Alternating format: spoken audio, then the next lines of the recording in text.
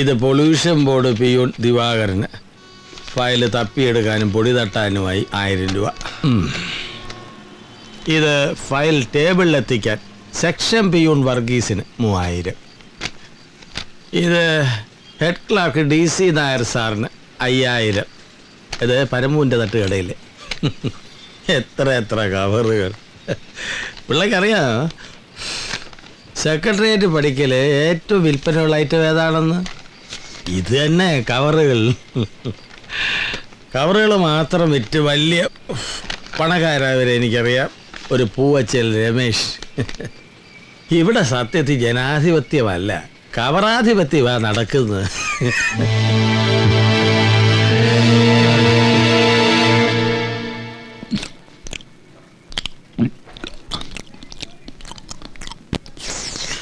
ഇത് തന്നെ ജോലി.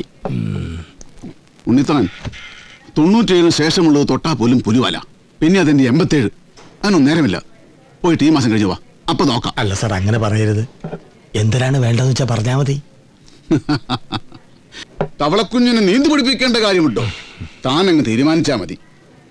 ഫയൽ പൊക്കി വിടുന്നതിന് എത്രയാണെന്ന് എനിക്കറിയാമല്ലോ. ഒരു 75 ഒതുങ്ങില്ലേ സാർ? ഉണ്ണിത്താൻ, ഞാൻ കുറച്ച് തിരക്കിലാണ്. പോ, പിന്നെ കാണാം. എന്നാ പിന്നെ വട്ടം എത്തിക്കാം. എവിടെയാണ് സാർ? ഇസ്മായിലിന്റെ തട്ടുകടയിലോ അതോ ഗോപാലന്റെ? ഇസ്മായിലിന്റെ തട്ടുകടയിൽ. ഓ, പിന്നെ ഇതുകൊണ്ടൊന്നും തീർന്നില്ല. പൊങ്ങുന്ന ദിവസം ഒരു ചെലവ് വേണ്ടി വരും. അത്രയ്ക്ക് പണിയുണ്ട്, അത് മറക്കണ്ട. ആ, പോ.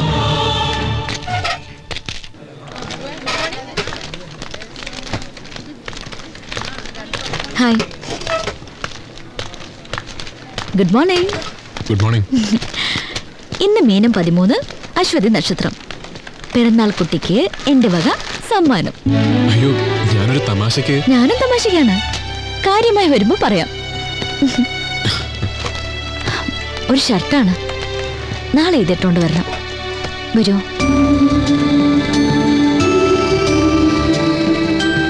എന്താ, ഇഷ്ടായില്ലേ? ഇഷ്ടമായി.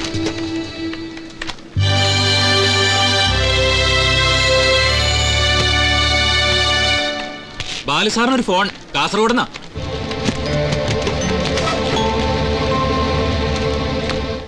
തത്ര സൗഖ്യം വരുത്തിയിടുവാൻ നിത്യമായുള്ളൊരു ശാന്തി അറിയുക നീ. ജന്മമുണ്ടാകില്ല, ജന്മം മരിച്ചവർക്കും വരും നിർണയം. ഡൽഹിക്കാരെത്തിയിട്ടില്ല. വിശാലവും ഭർത്താവും 1 മണിക്കെടുക്കാൻ പറ്റിയേക്കും.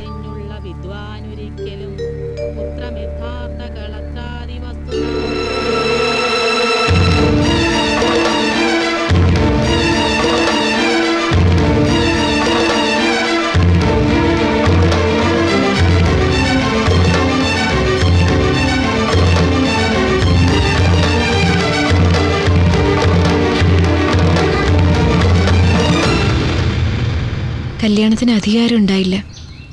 പേരിനൊരു പെണ്ണ് കാണൽ ചടങ്ങ്. പിറ്റേ ആഴ്ച തന്നെ നല്ലൊരു മുഹൂർത്തം ഉണ്ടായി. കല്യാണം കഴിഞ്ഞതിൻ്റെ അന്ന് രാത്രി ബാലേട്ടൻ്റെ പേരും പറഞ്ഞ് കുറെ കുറ്റപ്പെടുത്തി. ആളും അർത്ഥമൊന്നും ഇല്ലാണ്ട് നിന്ന എന്നെ രക്ഷപ്പെടുത്തി എന്നുള്ള ഭാവ മൂപ്പർക്ക്. ഒന്ന് അറിയിക്കായിരുന്നു. അറിയിച്ച ബാലേട്ടൻ വരും. വന്ന എനിക്കൊരു പക്ഷെ എന്നെ തന്നെ നിയന്ത്രിക്കാൻ വയ്യണ്ടായല്ലോ. പിന്നെ അമ്മാവനും അമ്മയും പറഞ്ഞു അറിയിക്കേണ്ടെന്ന്. നിനക്ക് സുഖമല്ലേ?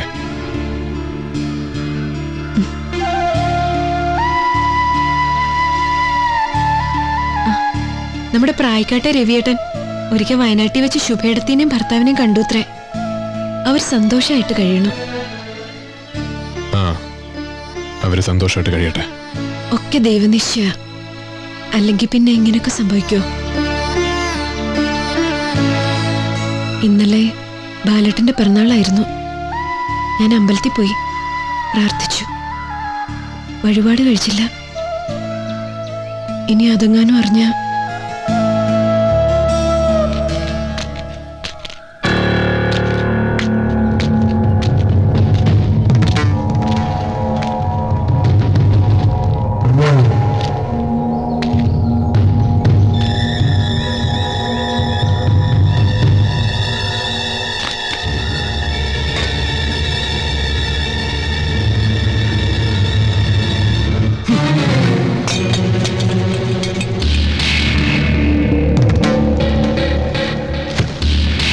എവിടെയാടി നിന്റെ തള്ള?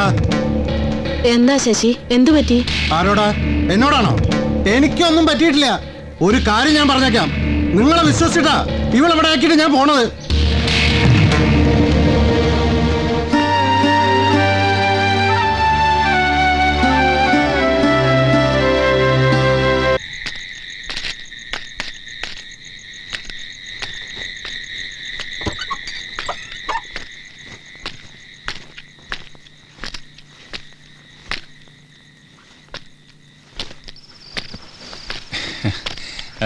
ഞാൻ ഉത്തമൻ, നമ്മൾ തമ്മിൽ നടാടയാ.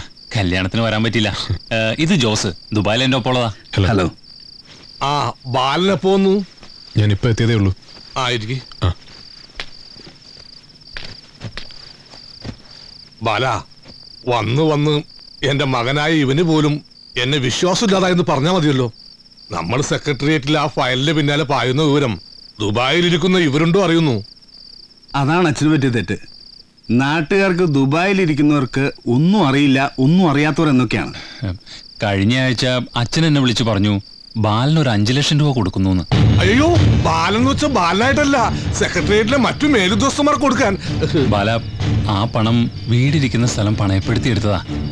അച്ഛനത് പറഞ്ഞു കാണില്ല. ഇല്ല, പറഞ്ഞില്ല. ആ കണ്ടോ, അച്ഛനത് പറയില്ല. എനിക്കറിയാം, അഭിമാനക്കേടല്ലേ. നമ്മുടെ ഗതികേടുന്ന ബന്ധുവാണെന്ന് കരുതി ബാലിനെ അറിയിക്കുന്നത്. അറിയിക്കേണ്ട കാര്യങ്ങൾ അറിയിക്കണം. ബാലിനറിയോ, 7 വർഷമായി ഞാൻ ദുബായിലായിട്ട്. 3 പെങ്ങന്മാരെ വേലി കഴിച്ചിറക്കി വിട്ടു. പിന്നെ ഈ ആയുസിൽ തീർത്താലും തീരാത്തത്ര കടബാധ്യത ഞാൻ ജനിക്കും മുമ്പ് അച്ഛനായിട്ട് ഉണ്ടാക്കി വെച്ചിട്ടുണ്ട് കോൺട്രാക്ട് ബിസിനസ്സിൽ. ഞാനൊരു ഗവൺമെന്റ് കോൺട്രാക്ടർ ആയിരുന്നേ. അന്നൊരു വലിയ ലോസ് സംഭവിച്ചു. Quite natural. ഏത് ഗവൺമെന്റ് കോൺട്രാക്ടർക്ക് സംഭവിക്കാവുന്നത്. എന്നെ ദുബായി കൊണ്ടുപോയത് ഇവരാണ്. ഇല്ലത്തെ പ്രശ്നങ്ങൾ അറിഞ്ഞ് ഞങ്ങളുടെ കുടുംബത്തെ രക്ഷിക്കാനായിട്ട് ഇവരായിട്ട് തുടങ്ങി വെച്ചതാ ഈ ഫാക്ടറിയുടെ ഒരു പദ്ധതി. 1 കോടി രൂപയാണ് ഇവരുടെ ഷെയർ. ബാക്കി 2 കോടി ബാങ്ക് ലോണാ. ഈ ബാങ്ക് ലോണിൻ്റെ ഒരു സ്വഭാവം അറിയാലോ, പലിശ ദിവസം കൂടി വരിക. ഞങ്ങള് ഇത് സോൾവ് ചെയ്യാൻ പരമാവധി ശ്രമിക്കുന്നുണ്ട്. ഞങ്ങൾ ദുബായ്ക്കാർക്കിപ്പോ നാടിനെയും നാട്ടുകാരെയും വിശ്വാസമില്ലാണ്ട് വന്നിരിക്കുക. അനുഭവങ്ങൾ അങ്ങനെ പഠിപ്പിക്കുന്നത്. എന്നെ വിശ്വസിക്കാൻ ജോസ്മോനെ, ഞാൻ ചതിക്കില്ല. I know. ഞാൻ ചതിച്ചു എന്നോ ചതിക്കാൻ പോകുന്നു അല്ല പറഞ്ഞത്. ഇനി ബാലനായിട്ട് ഫാക്ടറി എത്രയും പെട്ടെന്ന് തുറപ്പിക്കണം. എന്നിട്ട് ബാലനെ ഞങ്ങൾ കാണുന്നുണ്ട് വിശദമായിട്ട്. ബാല, ഞാനിനി ബാലിനോട് ഇക്കാര്യം ചോദിക്കൂ. അച്ഛന് വിശ്വാസമില്ലാഞ്ഞിട്ടല്ല, അച്ഛനെ കൊണ്ട് പറ്റില്ല. പേടിക്കണ്ട, ഞാൻ ശരിയാക്കാം.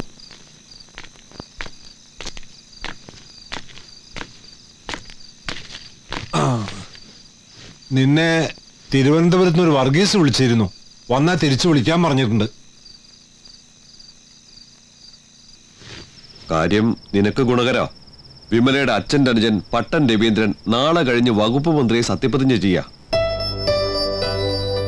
മന്ത്രിയുടെ പേഴ്സണൽ സ്റ്റാഫിലേക്ക് നിന്റെ പേര് വിമല അവളുടെ അച്ഛനെ കൊണ്ട് പറയിക്കുന്ന പറഞ്ഞിരിക്കുന്നത്. നാളെ നീ തിരുവനന്തപുരത്ത് വേണം. ആ ശരി. ബാക്കി വന്നിട്ട് ആലോചിക്കാം.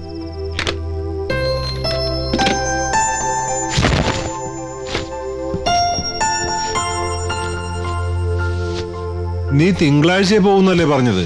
എന്നിട്ടെന്താ എപ്പോ? അത്യാവശ്യമായിട്ട് അവിടെ എത്തണം. ഒരു പ്രൊമോഷന് സാധ്യതയുണ്ട്.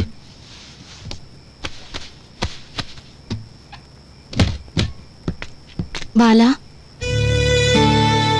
സുരഭി അവളൊരു പാവാണ്.